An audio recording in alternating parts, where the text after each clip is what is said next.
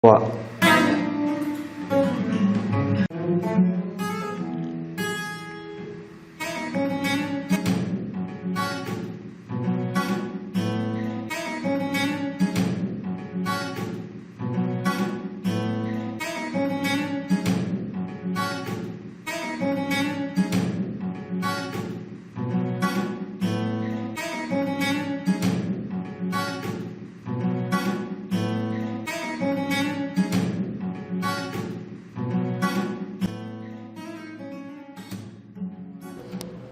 Ok, bonjour encore.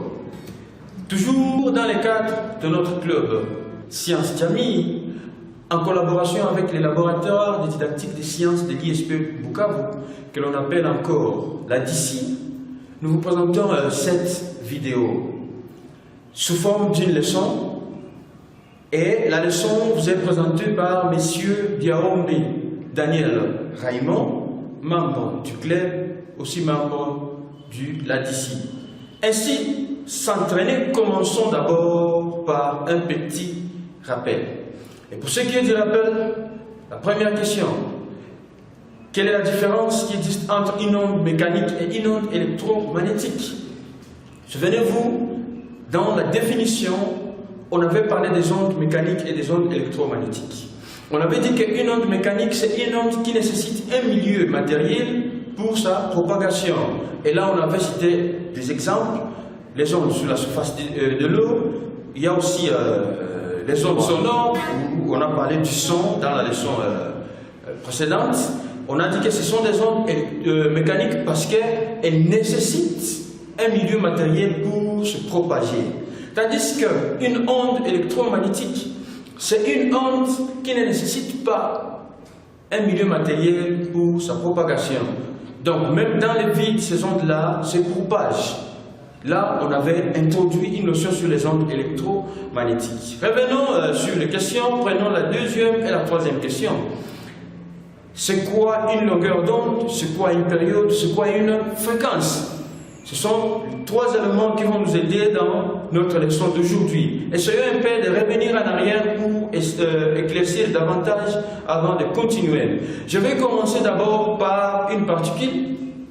On a une particule, comme le montre notre figure, et cette particule-là doit parcourir une trajectoire circulaire, et en parcourant la trajectoire circulaire, cette particule-là va traverser différents repères que nous avions énumérés dans notre figure. Alors, essayons d'abord de commencer par définir ce qu'une période. Regardez, la particule quitte le point 0 en passant par le point 1, le point 2, le point 3, le point 4 et revenir encore sur le point 0. Alors, les temps mis pour effectuer ce cycle-là, c'est ce que l'on appelle alors une période. Donc les temps qu'a mis cette particule pour quitter le point 0 et revenir encore sur le point 0, c'est ce que nous appelons ici une période. Maintenant, essayons un peu de définir une longueur d'onde. Pour définir une longueur d'onde, on avait essayé un peu de rapporter le mouvement ondulatoire sur les axes qui nous permettaient chaque fois de faire une étude à deux dimensions. Et là, on a dit qu'une onde présente un creux, une crête et des points d'amplitude nulle. Alors, on va définir premièrement la longueur d'onde ici par rapport à notre exemple. Regardez, la longueur d'onde, c'est la longueur ou bien la distance parcourue par la particule pendant une période, ou bien la distance parcourue par la particule durant un cycle. Mais alors, revenons sur la dimension ondulatoire. Regardez, là on a une onde déjà représentée à deux dimensions. La longueur d'onde, on voit la longueur comprise, ou bien la longueur parcourue par la particule depuis le repère 0 jusqu'au repère encore 4 qui correspond encore au repère 0. Ça, c'est ce que nous appelons la longueur d'onde. On peut encore dire que la longueur d'onde, c'est la distance parcourue ou bien la distance comprise entre deux crêtes. d'une onde.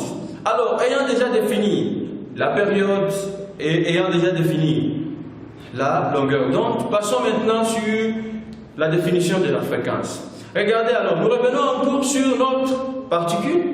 Ayant notre particule, maintenant cette particule va parcourir sa trajectoire là, circulaire que l'on a rapportée à 2 dimensions. Ça va parcourir cette trajectoire et alors nous allons regarder les temps ou bien le nombre de fois que la particule peut parcourir cette distance-là en 1 seconde. C'est ce que nous allons appeler la fréquence. Donc, commençons d'abord en disant ceci, la fréquence, c'est le nombre de tours effectués, par exemple, par une particule, ou bien pendant une unité de temps. Regardons ici, 1 fois, 2 fois, 3 fois, 4 fois, 5 fois.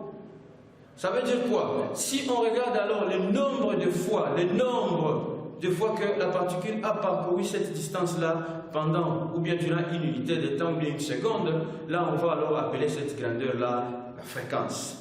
Alors, ayant déjà défini ces différentes grandeurs, nous allons maintenant passer au point suivant. Et le point suivant sera alors la présentation du problème de la leçon d'aujourd'hui. Quel est notre problème? Merci. Maintenant là, je fais face à un problème. Regardez le milieu dans lequel je suis. Je peux dire maintenant là, en termes de luminosité, en termes de lumière, quand même j'ai une stabilité. Regardez, on allume. Ah! Quand même, avec l'alimentation de ces 2 lampes, il y a un petit changement. Aujourd'hui, nous allons nous intéresser sur cette perturbation-là lumineuse. Donc, on va essayer de parler de ce que la lumière. C'est quoi la lumière? C'est quoi une vibration lumineuse? C'est quoi une onde électromagnétique? Ah, voilà. Alors, on peut commencer. Merci. Voilà. Maintenant, partant de notre problème, commençons d'abord, avant de parler de ce qui s'est passé. Pourquoi la lumière? Pourquoi ça a changé? Commençons d'abord par parler du champ électromagnétique. Et pour parler du champ électromagnétique, je vais d'abord commencer par un petit montage que l'on a réalisé. Dans mon montage là, j'ai affaire d'abord à un générateur, j'ai affaire à des fils conducteurs, j'ai affaire à une lampe. Maintenant, regardez ce qui se passe. Nous savons tous que lorsque le circuit est fermé, il y a un courant qui va parcourir les fils conducteurs et une fois le courant traverse les récepteurs, ce récepteur qui est notre lampe là, la lampe va s'allumer et produire de la lumière. D'abord, je ne m'intéresse pas sur la lumière produite par les lampes, je veux d'abord m'intéresser sur ce qui se passe dans le fil conducteur.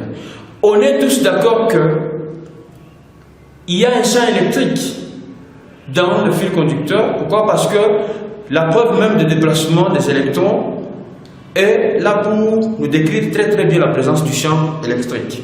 Alors, nous savons tous par les expériences sur le magnétisme que lorsqu'il y a un courant électrique qui traverse un fil conducteur, ce courant-là produit aussi un champ magnétique autour du fil conducteur. Donc, ce qui est important ici, c'est de montrer d'abord que si dans un conducteur, il y a un courant électrique, ce courant électrique-là engendre aussi un champ magnétique. Donc, il y a les champs électriques et les champs magnétiques. Chaque fois, ces deux-là interagissent et chaque fois, la présence de l'un peut amener ou bien amène ou bien engendre la présence de l'autre. Ça, c'est le premier cas. Passons au second cas. Le second cas est le suivant. Je prends d'abord une bobine. Et sur cette bobine-là, aux extrémités de la bobine, je relie une lampe. Alors, je vais faire quoi? Je vais prendre un aimant. On a un aimant. Et sur cet aimant-là, nous présentons bien les lignes d'induction magnétique. Donc, on a un champ magnétique produit par un aimant. Alors, encore avec la loi de Lenz, vue au début du chapitre sur le magnétisme, regardez, si l'aimant effectue un mouvement de va-et-vient, ou bien l'aimant oscille à l'intérieur de la bobine, qu'est-ce qui se passe? Cette variation de champ magnétique donne naissance à une force électromotrice. En donnant naissance à une force électromotrice, si le circuit est fermé, comme le nôtre là, le circuit est fermé, il y aura un courant électrique. Ça veut dire quoi? Qu'il y a un courant électrique, donc il y a aussi un champ magnétique, un champ électrique. Regardez alors, dans ce deuxième cas, nous passons alors en utilisant un champ magnétique variable qui varie dans la bobine. Ce champ magnétique-là nous permet d'obtenir un champ électrique. Donc, regardez encore la présence d'un champ magnétique variable donne naissance à un champ électrique. Donc, je voulais signaler ici que chaque fois dans la vie courante, dans des phénomènes physiques, quand on parle du champ électrique, oui, le champ électrique, ou bien du courant électrique, on voit directement les champs magnétiques. Et chaque fois qu'on parle d'un champ magnétique variable, dans un, ou bien dans une bobine plutôt, on voit le champ électrique. Alors je vais dire ceci. Retenez maintenant que les champs électriques et les champs magnétiques sont deux entités physiques, sont deux éléments physiques, deux grandeurs physiques qui sont intimement liés. Et étant intimement liés, je ne vais pas beaucoup plus entrer en détail, il y a un élément plus important et que ces deux champs-là sont toujours perpendiculaires. Le champ électrique et le champ magnétique sont perpendiculaires. Alors, ces deux composantes-là forment une entité physique que l'on appelle alors le champ électromagnétique. Alors, nous savons déjà ce que ça veut dire, les champs électromagnétiques. Passons à une autre étape. Et la seconde étape, maintenant, nous allons parler de l'onde électromagnétique. C'est quoi une onde électromagnétique? En disant déjà onde électromagnétique, on voit déjà d'abord il y a un champ électromagnétique. Donc il y a une composante champ électrique et il y a une composante champ magnétique. Alors c'est quoi une onde électromagnétique? Une onde électromagnétique, c'est une propagation de la perturbation du champ électromagnétique dans l'espace. Ça veut dire quoi? Quand on a un champ magnétique variable, on a aussi un champ électrique qui est variable. Donc on a un champ électromagnétique qui est variable. Alors la propagation de cette perturbation-là du champ électromagnétique dans l'espace, c'est ce que nous allons appeler ici une onde électromagnétique. Maintenant, nous allons passer cette dimension-là liée au fil conducteur, à ce qui se passe dans les fils conducteurs. Nous allons maintenant revenir sur ce qui se passe dans le cas des lampes que l'on a vu s'allumer lors de notre expérience. Nous allons chercher comment arriver à définir cette lumière. Alors, passons à un autre point. Alors, les ondes électromagnétiques, comme on a dit, ces ondes-là n'ont pas besoin d'un support matériel pour leur propagation. Ça, on a dit oui. Et ces ondes-là peuvent parcourir les solides. Je donne l'exemple de nos murs. Les ondes électromagnétiques parcourent nos murs. Ça peut aussi parcourir dans l'air. Ok. Ça peut aussi parcourir dans les vides. Alors, ces ondes-là, lorsqu'ils parcourent un milieu donné, un milieu physique, oui, ces ondes-là créent des perturbations du champ électrique ou bien du champ électromagnétique, alors du champ électrique et du champ magnétique dans l'espace qu'ils parcourent. Ça veut dire quoi? S'il y a seulement une particule qui peut interagir avec des ondes électriques, électromagnétiques, cette particule-là subira une influence qui viendra de ces ondes-là électromagnétiques. Alors, grâce à ça, nous allons maintenant arriver à parler de notre lumière. Alors, l'interaction de l'onde électromagnétique avec les particules matérielles. Je donne ici l'exemple, par exemple, des électrons, les particules matérielles de l'univers. C'est cette interaction-là. Aujourd'hui, ça impacte beaucoup plus dans la dimension de la technologie. Et là, je vais parler un peu sur les téléphones. Si nos téléphones fonctionnent aujourd'hui, c'est grâce aux ondes électromagnétiques. Ces ondes-là sont émises par une source, par exemple une antenne. L'antenne émet des ondes. En émettant des ondes, ces ondes-là se propagent dans l'espace. Mais une fois ces antennes ces ondes-là se mettent en contact ou bien se mettent à interagir avec l'antenne, soit de votre radio, soit avec les récepteurs de votre téléphone, qu'est-ce qui se passe? Ça va faire vibrer les électrons des constituants de votre téléphone, et c'est pour cette raison que vous voyez vos téléphones peuvent facilement communiquer. Il y a les radios que nous utilisons à la maison, radio FM, tout ça, et retenons alors un élément, le cas de notre vision. Donc nous allons maintenant appliquer cette interaction électromagnétique, ces ondes électromagnétiques, nous allons les appliquer dans notre dimension de la vision. Alors, maintenant, essayons un peu de parler des caractéristiques des ondes électromagnétiques. Comme une onde, de manière générale, l'onde électromagnétique est caractérisée d'abord par sa longueur d'onde, et la longueur d'onde, comme on le voit, nous symbolisons ça par la lettre lambda. Deuxièmement, l'onde électromagnétique est caractérisée par sa célérité ou bien sa vitesse de propagation. Et cette vitesse-là est symbolisée par la lettre C. Je vais d'abord dire ceci. De manière générale, les ondes électromagnétiques dans le vide se déplacent avec une vitesse ou bien avec une célérité de 3 fois 10 exposant 8 mètres par seconde, que je peux encore lire 300 millions de mètres par seconde. Troisièmement, l'onde électromagnétique est caractérisée par sa période. On a déjà défini une période. Et en dernier lieu, l'onde est caractérisée par sa fréquence. Maintenant, nous allons essayer un peu d'aller étape par étape pour arriver à parler un peu de ce que la lumière par rapport à ces différentes caractéristiques-là des ondes électromagnétiques. Maintenant, on arrive à classer les ondes électromagnétiques suivant la longueur d'onde. Je me limite d'abord suivant la longueur d'onde. Et suivant la longueur d'onde, on a par exemple des ondes radio, on a des ondes de micro-ondes. Les micro-ondes, ce sont des ondes que l'on utilise dans la connexion Wi-Fi pour nos téléphones et pour des radars. Confère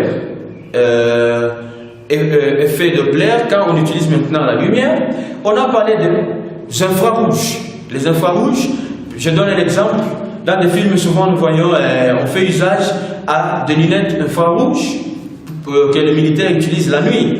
Et là, on utilise la dimension, la température produite par le corps humain. Là, dans la gamme là, des infrarouges, on voit la température du corps humain.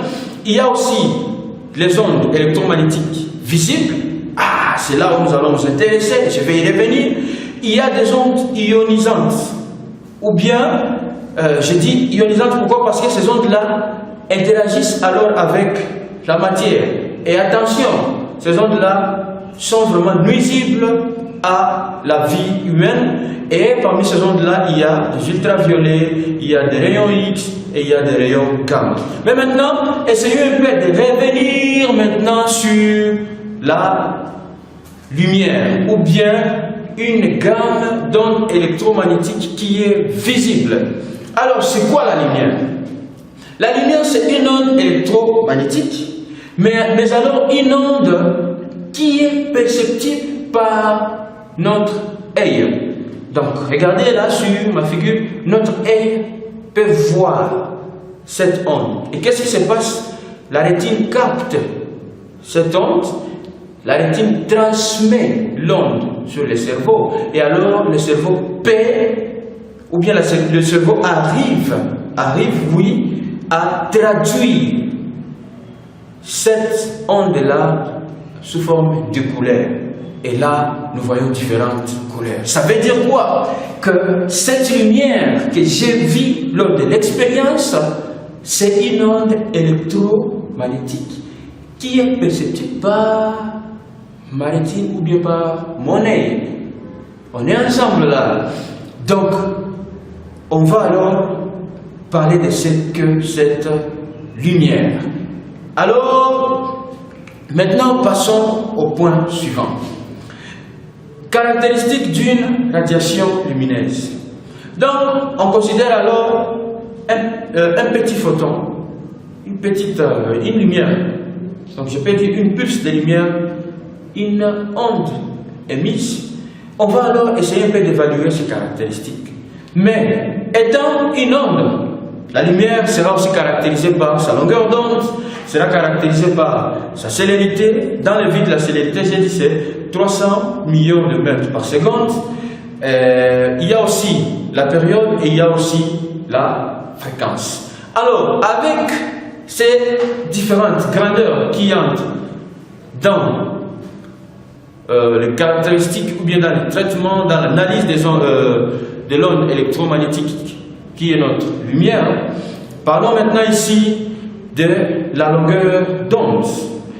La longueur d'onde symbolisée par la lettre lambda. Souvenez-vous, on avait dit que la longueur d'onde est calculée par lambda égale à la vitesse de l'onde sur la fréquence, ou bien à la vitesse de l'onde fois la période. Mais dans notre cas alors, comme nous savons déjà la vitesse de l'onde électromagnétique, qui, dans notre cas ici qui est la lumière, sa vitesse est donnée par sa célérité, c'est dans le vide qui est de 300 milliomètres par seconde.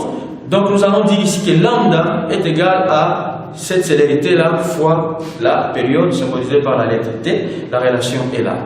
Alors, ayant déjà parlé de cette longueur d'onde, passons un peu sur quelques caractéristiques liées alors aux couleurs.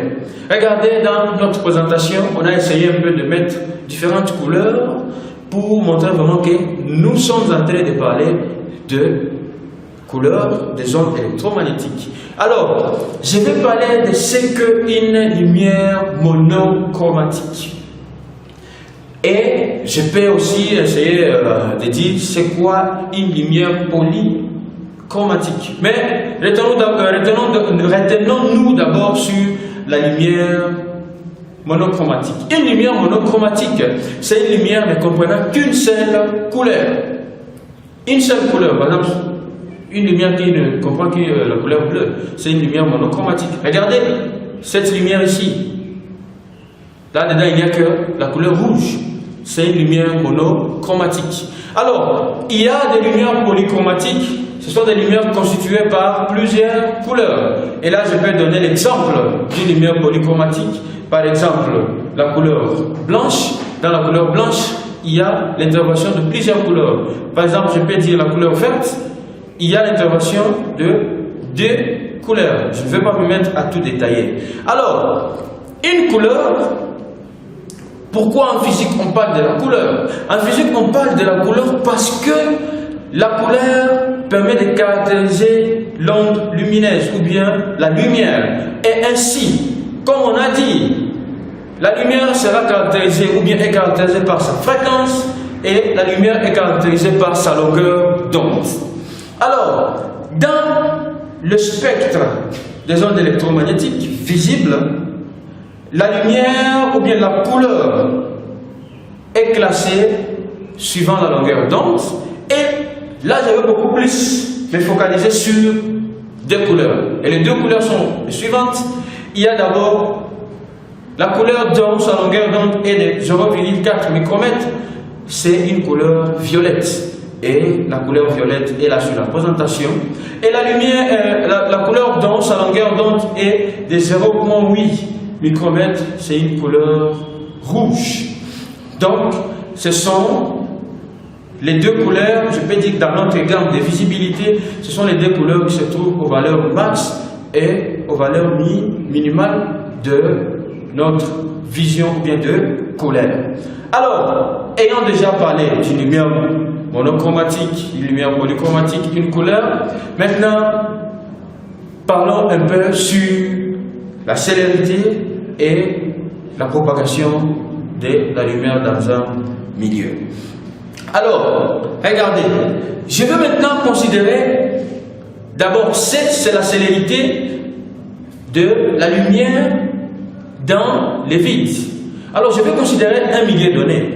Dans un milieu donné, la célérité de la lumière est, par exemple, donnée par la lettre V, comme on l'a là-bas. Alors, ayant déjà ça, ce milieu-là est caractérisé par sa nature. Et ayant une nature donnée, je vais dire que ce milieu-là a un indice de réfraction que je vais symboliser, ou bien que nous symbolisons par la lettre N. Pourquoi? Parce que la lumière, quand elle traverse un milieu, elle est réfractée. C'est grâce à la réfraction. Alors, le milieu est caractérisé par l'indice de réfraction. Maintenant, nous allons chercher comment trouver cet indice-là en utilisant la célérité de la lumière dans le milieu considéré et la célérité de la lumière dans les vides. Ainsi, l'indice de réfraction est donné par la relation suivante. N est égal à C sur V. Alors, ayant déjà cette relation qui nous permet de calculer l'indice de réfraction de la lumière dans un milieu donné, passons au cas suivant. Ce cas-là, on va considérer alors la longueur d'onde dans le vide. La longueur d'onde dans le vide que nous symbolisons par la lettre lambda indice 0, que je vais directement dire ici lambda 0. On va aussi considérer la longueur d'onde dans un milieu donné d'indice de réfraction n. Et cette longueur d'onde dans un milieu d'indice de réfraction n, nous notons ça par lambda n. Alors, regardez, nous allons chercher maintenant comment trouver la longueur d'onde de cette lumière-là dans ces milieux quelconques. Et la relation que nous serons en train d'utiliser est donnée par la relation ici. Lambda sera égal à lambda n sera égal à lambda 0 sur n. Ça veut dire que la longueur d'onde dans un milieu d'indice de réfraction quelconque est égale au rapport de la longueur d'onde dans le vide sur l'indice de réfraction du milieu considéré. Voilà. Ainsi, je vous remercie d'avoir pris part ou bien d'avoir accepté de récupérer une ou bien de nos leçons. Nous allons maintenant passer à la suite de notre sujet ici traitant sur les ondes électromagnétiques. Mais pour cette introduction, nous sommes vraiment ouverts sur des remarques, sur des suggestions, sur des compléments. Et à toutes les dimensions, nous vous demandons, nous vous prions d'accepter de faire part de vos idées, soit en utilisant nos adresses internet, donc adresse page Facebook, compte Gmail, chaîne YouTube, ou bien encore en arrivant sur notre siège au Latici de l'ISP Bukavu. Nous sommes là, nous sommes ouverts, nous sommes prêts à vous recevoir. Merci.